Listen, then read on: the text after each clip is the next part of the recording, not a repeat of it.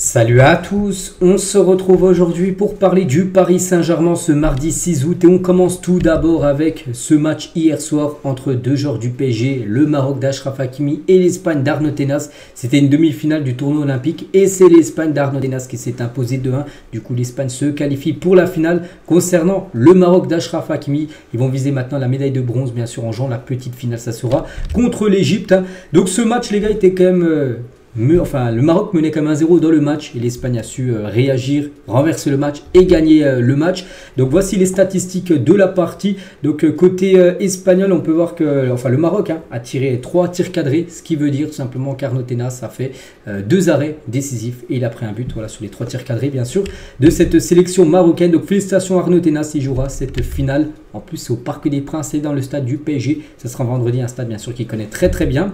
Donc on lui souhaite bonne chance, même si j'espère qu'il va perdre parce qu'il va jouer contre l'équipe de France et je vais soutenir bien évidemment l'équipe de France lors de cette finale entre la France et l'Espagne à une marche de la médaille d'or.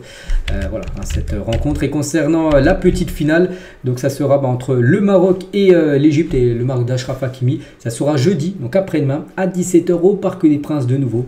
Le match on va dire pour la médaille de bronze. Voilà ce qu'elle veut dire sur le tournoi olympique. On continue, on parle maintenant du Paris Saint-Germain. Et retour de nos internationaux français, portugais et brésiliens. Aujourd'hui, c'était hier lundi, début de semaine. J'ai dit que c'était le retour pour beaucoup de joueurs qui avaient joué l'Euro et la Copa América. Donc ils étaient tous de retour. Donc tout d'abord, ils ont fait les tests médicaux. C'est ce que tu fais à chaque fois quand tu arrives. Tu passes devant le médecin pour voir si tout va bien. Pouce levé pour Nuno Mendes, pour Vitinha, pour Marquinhos, pour Zaïre-Emery, pour Randal Colomani, pour Gonzalo Ramos. Tout s'est bien passé. Très bien, pas trop de kilos en trop. Ils sont parfaits, ils sont aptes pour cette nouvelle saison. Donc il manque encore quelques joueurs pour avoir l'effectif au complet. Plus que 4 joueurs. Il manque Fabien Ruiz qui pourra revenir là d'ici normalement dans la semaine. Hakimi et Arnaud Tenas qui sont en JO, reviendront un peu plus tard. Mayulu, lui aussi qui va revenir avant le 8, c'est après-demain. Parce qu'il a joué l'Euro U19. Et Ugarte qui devrait revenir également le 8 après-demain. Donc voilà, en courant de semaine les gars, tout le monde sera de retour du côté de l'entraînement, du côté du Paris Saint-Germain. Et quelques photos de l'entraînement. C'était l'entraînement hier. Voilà, donc il y a eu les tests médicaux et dans la foulée, parce que je ne savais pas s'ils allaient faire des tests médicaux seulement et après rentrer chez eux. Non, ils ont fait les tests médicaux et après entraînement pour les nouveaux, les revenants on peut dire, comme Marquinhos qu'on peut voir, comme Warren Zaïre-Emery, comme Nuno Mendes, comme de nouveau Marquinhos, comme par exemple Ousmane Dembélé, Bradley Barcola, ça fait plaisir de revoir Bradley Barcola, Randal Colomani ou même Danilo, même Colomani là de dos. Donc voilà, beaucoup de joie, l'entraînement bien sûr du côté de Paris. Et à nouveau, joueur du côté du PSG. On va basculer maintenant sur ce joueur parce qu'une première séance d'entraînement au campus PSG pour João Neves ce lundi. Bon, je pense que la plupart le savent les gars. J'en ai beaucoup parlé, au moins pendant un mois et demi. Et ça y est, le feuilleton est enfin fini parce que João Neves a participé à son premier entraînement du côté du PSG. C'était hier au centre de Poissy avec ses nouveaux coéquipiers. On peut voir Carlos Soler en fond d'image. Donc Neves, on attendait l'officialisation. Elle est intervenue hier les gars, ça y est officiel. João Neves rejoint le PSG pour 5 saisons, contrat jusqu'au 30 juin 2029. Mais pas qu'il avait passé sa visite médicale jeudi, c'est pour ça qu'on attendait. On se dit, c'est vendredi, non? Ça a été samedi, non? Ça a été dimanche, non? Ça a été lundi, hier, début de semaine, voilà, nouvelle semaine. Et déjà une première signature pour cette nouvelle semaine. Donc prix du transfert, et là je trouve que c'est un gros coup réalisé par le PSG, parce que c'est 60 millions d'euros plus 10 millions de bonus. J'en ai beaucoup parlé tous les jours les gars, je vous sors des vidéos sur le PSG, je vous disais, il y a à peu près 3 semaines où le Benfica est intransigeant, ils veulent que 120 millions d'euros, ils veulent pas lâcher l'affaire, j'ai dit, le PSG ne veut pas payer autant, et même moi je disais, le PSG il faut pas mettre autant sur João Neves, oui il a 19 ans, pépite, mais voilà, tu continues 90, j'avais dit, tout ça, tu essaies de faire cette offre-là, mais en fait le PSG l'a eu à 70 millions d'euros, pour moi c'est un énorme coup réalisé par le Paris Saint-Germain. Parce que c'est un sacré crack. Et je suis allé regarder un peu les commentaires des supporters du Benfica. En gros, ils en veulent surtout à Rui Costa, le président, qui l'a vendu. Parce que Rui Costa, il a fait une déclaration. Il avait dit on ne peut pas refuser 70 millions d'euros. Et pour eux, ça passe pas du tout. Eux, ils ont dit que c'était pratiquement le meilleur joueur du Benfica. Et pour eux, c'est un énorme coup. On peut comprendre pour le Benfica. Et surtout vendu 70. Donc pour moi, vraiment, là, le PSG a très bien géré le coup João Neves. Donc voilà, il rentre dans ces milieux de terrain composés maintenant de Vitinha. Son sosie on peut dire, bon il se ressent peut-être pas physiquement mais style de jeu pareil on peut dire, donc Zaïre-Emery, Fabien Ruiz, Carlos Soler, bon je pense qu'il va partir, Moscardo et Menkari, et concernant Ugarte et Cherento on ne sait pas, point d'interrogation, les deux devraient également quitter le club parisien, et c'est du coup la deuxième recrue officielle du PSG après le gardien russe Safonov, c'est João Neves, et ça y est maintenant le feuilleton est enfin fini, ça nous a tenu en haleine depuis un mois. Et ça y est, c'est fait. Donc 2029, il va porter le numéro 87, si vous voulez son maillot, c'est le 87. dans le dos. Et Neves, hein, c'est quand même, il est devenu la 9e recrue la plus chère de l'histoire de la Ligue 1, même du PSG, parce que les 10 recrues les plus chères de l'histoire du championnat français, c'est 10 joueurs qui sont arrivés au PSG.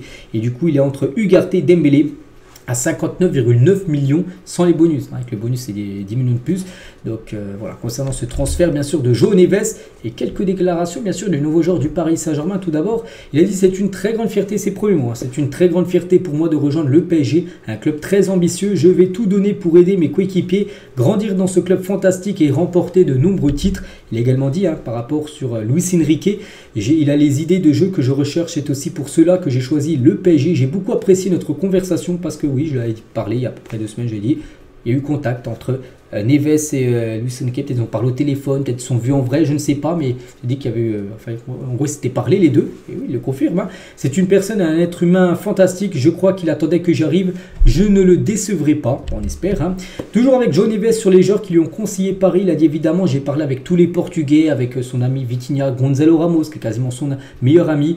Voilà, ces joueurs qui jouent en sélection avec le Portugal. Mais il a aussi parlé avec Angel Di Maria, hein, on connaît tous Di Maria, qui m'a beaucoup parlé du club. Il ne m'a dit que des bonnes choses et que j'allais être heureux ici. Et oui, il sera heureux ici, bien évidemment, hein, João Neves, c'est sûr. Hein. Il explique aussi pourquoi il a rejoint le PSG. Tout d'abord, même si je suis un jeune joueur, il a 19 ans, je crois que je suis mature, j'aime le football et les passes courtes et rapides avec de bonnes idées derrière. Je pense que c'est le style de jeu que le PSG recherche, hein, c'est pourquoi je suis ici. Honnêtement, je suis un peu nerveux, mais heureux en même temps. Il est un peu nerveux parce que il quitte son Portugal, il quitte la Liga portugaise pour changer de championnat, de pays, tout ça. Bon, après, il connaît déjà pas mal de monde et c'est grâce à ça, surtout qu'il va bien s'adapter, bien sûr, parce qu'il y a déjà pas mal de Portugais du côté, bien sûr, de Paris. C'est pour ça qu'il est un peu nerveux, un peu anxieux, on peut dire.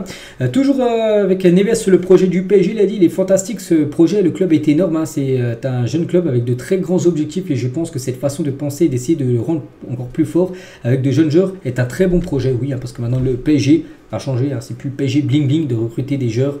Alors, tu peux toujours faire un énorme joueur, ok. Et voilà, le projet maintenant du PSG, c'est de recruter des jeunes joueurs comme lui, comme d'autres jeunes joueurs qui sont arrivés. Barcola, voilà, c'est ce style de joueur là tout simplement, des joueurs très jeunes avec fort potentiel, c'est ça maintenant que veut le Paris Saint-Germain. João Neves sur Luis Enrique, je crois qu'il attend que j'arrive, hein, je ne décevrai pas. Bon, il a un peu dit la même chose tout à l'heure.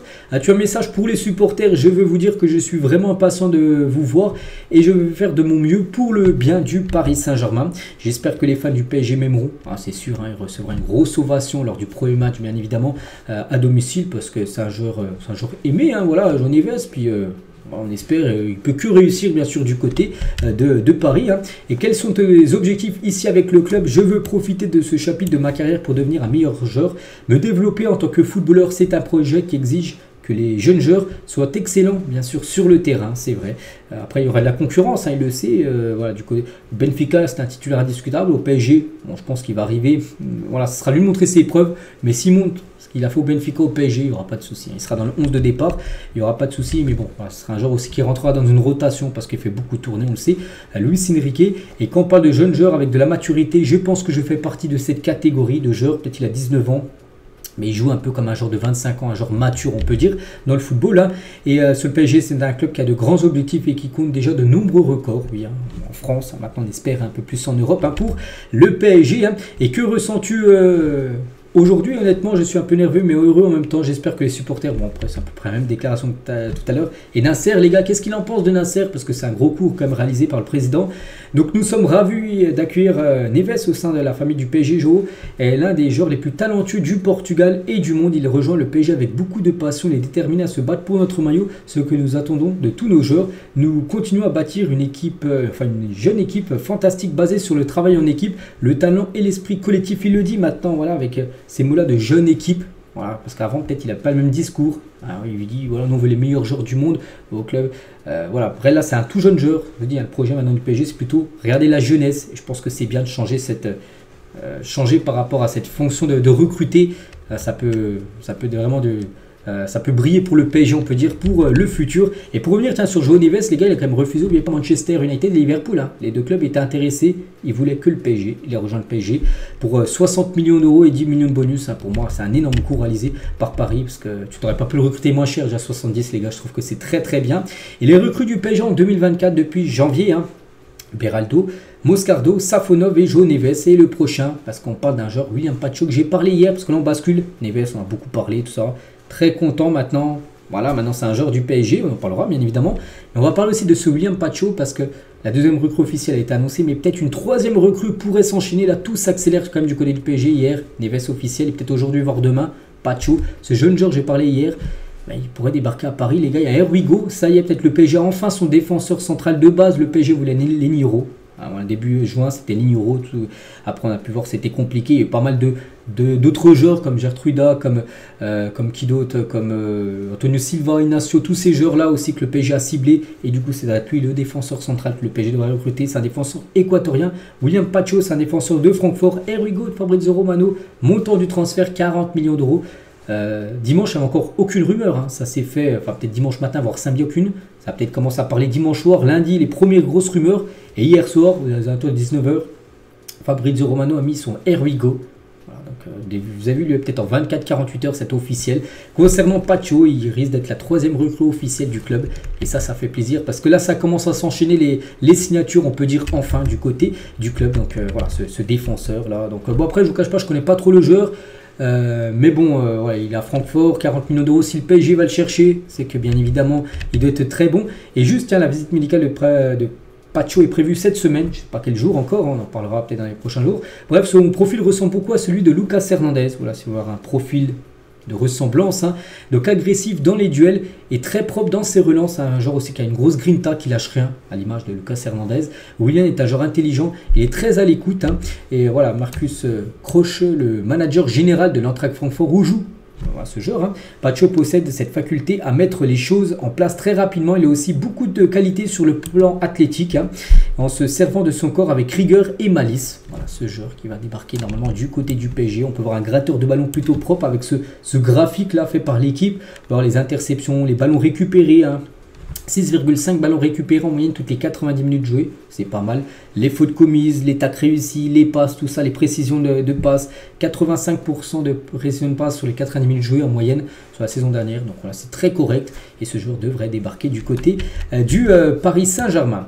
On continue parce que hier, les gars, c'est passé énormément de choses, hein, au PSG. C'est que c'était plutôt calme, hein, les derniers jours, voire les dernières semaines, mais là, il y a déjà Neves, pratiquement pas de show, et il y a eu des départs officiels, c'est le milieu de terrain néerlandais. Xavi Simons est de nouveau prêté sans option d'achat au RB Leipzig pour la saison suivante. Ça y est les gars, voilà, le dossier est clos, on peut dire. Xavi Simons, il repart en prêt du côté de Leipzig et il sera vendu par le PSG lors de l'été 2025. Donc on lui souhaite bonne chance bien sûr à Xavi Simons, hein. Et concernant Renato, à notre départ également, Renato quitte le PSG. Tiens, c'était, je l'ai dit hier en plus, que ça allait tout s'enchaîner, hein, quand Neves est arrivé, Renato est parti au Benfica. Bah, ça a été fait aussi, communiqué officiel de la part du PSG pour annoncer que Renato file du côté du Benfica. Une option d'achat de 10 millions d'euros, donc avec le numéro 85. On lui souhaite bonne chance, hein. On espère qu'il va pouvoir relancer sa carrière, hein, dans son club formateur. Pour revenir sur les mercatos, voilà, donc le PSG là très actif, hein, parce que ça commence à se débloquer. Et maintenant on en a encore deux minimum, hein. Après Tinov, après peut-être des surprises, mais voilà, on veut Sancho, c'est vrai que Sancho on le veut, et Désiré Doué. Désiré qui va prendre sa décision très prochainement. Bon, on l'a qualifié pour la finale dimanche. En plus, tiens, la finale vendredi. La finale en plus se joue au Parc des Princes, peut-être dans le stade où il va jouer la saison prochaine avec le PSG. C'est vrai que ces deux joueurs-là, ce serait peut-être les deux en plus. Puis après, peut-être des recrues surprises, on peut dire, hein, pour finir ce mercato. Et concernant un joueur où lui, on peut clôturer le dossier, c'est Julian Alvarez. Il ne viendra pas au PSG. Accord total trouvé entre le joueur et l'Atlético Madrid. Hein, donc ça monte à plus de 95 millions d'euros. Ça sera 70 millions d'euros plus 25 millions de bonus où il va signer à l'Atlético. Donc s'il va à l'Atlético, c'est qu'il ne va pas du coup du Paris Saint-Germain. Donc voilà, Osimhen toujours en stand-by. Donc pour l'instant, peut-être ça serait conservé Randal Colomoni et Gonzalo Ramos au club. Voilà, pour l'instant. Après, ça se peut qu'un nouveau numéro 9 surprise, hein, qui puisse débarquer au club. Et concernant Nico Williams, il a repris l'entraînement aujourd'hui, mardi, est pisté par le PSG. Nico Williams a fait son retour à l'entraînement, déclarant aux médias de Bilbao: je suis de retour et j'ai hâte de commencer cette saison. Allez l'Athletic. Voilà, donc ce qu'il a pu dire.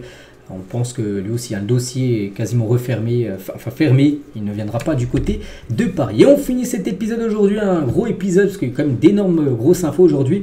Et pour finir, tiens, notre invité spécial aujourd'hui au campus PSG, c'est Kevin Durant, un très grand basketteur, pour ceux qui suivent un peu la NBA, hein, vous savez qui c'est. Mais il était présent au campus PSG, pour, on peut le voir avec les Luis Enrique, Luis Campos, Nasser bien sûr. Hein, donc voilà, petite info concernant ce basketteur. Voilà tout ce qu'il y a à dire aujourd'hui. Donc 15 minutes plutôt long aujourd'hui, normalement c'est à peu près 10 minutes. Et comme j'ai dit, hein, pas mal de départs, il y a eu des arrivées officielles, il y en a où c'est très proche, énormément de choses. Allez, je vous laisse les gars, je vous souhaite une bonne journée. On se retrouve nous demain mercredi pour le prochain numéro. Je crois que demain, on est le 7 et demain, parce que je n'ai pas parlé, il y a peut-être un match amical contre Sturm Graz qui est prévu le 7, je crois que c'est demain, on en reparlera demain. Allez, je vous laisse, bonne journée à vous et demain.